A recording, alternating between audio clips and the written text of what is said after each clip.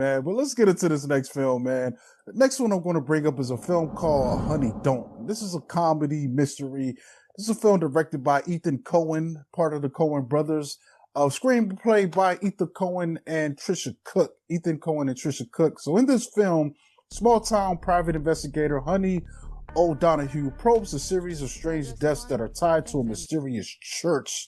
And this film stars, we've got Margaret Qualley, who plays O'Donoghue. We have also got Aubrey Plaza in this, Chris Evans, Lyra Bova, Don Swayze, who looks like he's related to Patrick Swayze. It is Patrick also Swayze.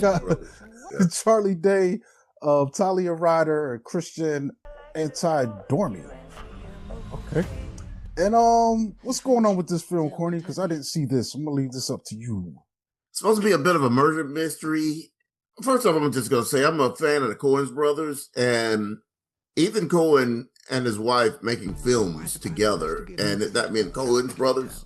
I can't think of the other brother's name, but Joel, ain't it? Joel Yeah. Cohen. I kind of pick up on how good of a team they are when they're making films, because a lot of this was like lacking. I thought it was a decent story, but just like the other endeavor last year it pretty much was the same thing, to where you're making a story that should be a little bit more interesting, or thinking that it's one of Coen's brothers being involved in it, you would think that it would be a better film. But this, just like Honey Don't and Drive-Away Dolls, both of these are just real lacking.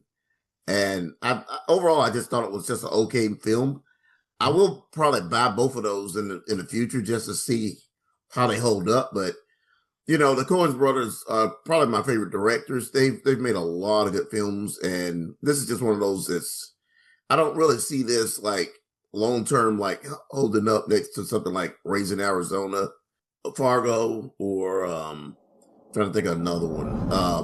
No Country for Old Men, or The Big Lebowski, anything like that. Even like their first film was like Blood Simple, and that film is intense. And it was made in the 80s, and it still holds up. I was somewhat disappointed while watching this.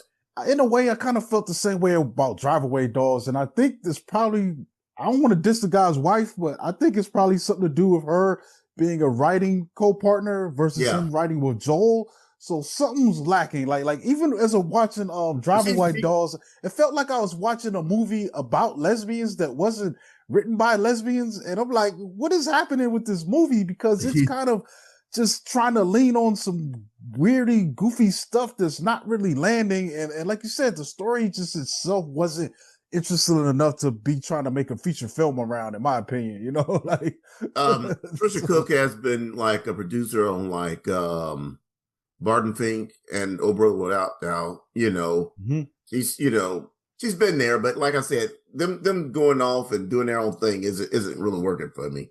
I don't know. I'll probably check this out when it hits the home video, but I'm not rushing out. I think the thing that is the pill right now for a lot of people, because, is the fact that you got Margaret Qualley and Aubrey Plaza. Aubrey Plaza's been on fire for a long time, and Qualley's getting a lot of burn from being in the Substance. So I could definitely see why people would rush out to see this. But like I said, once I saw who was involved, I was like, nah. Yeah, it just didn't look like it. Looked like the other one, and I didn't really like a lot of that one. So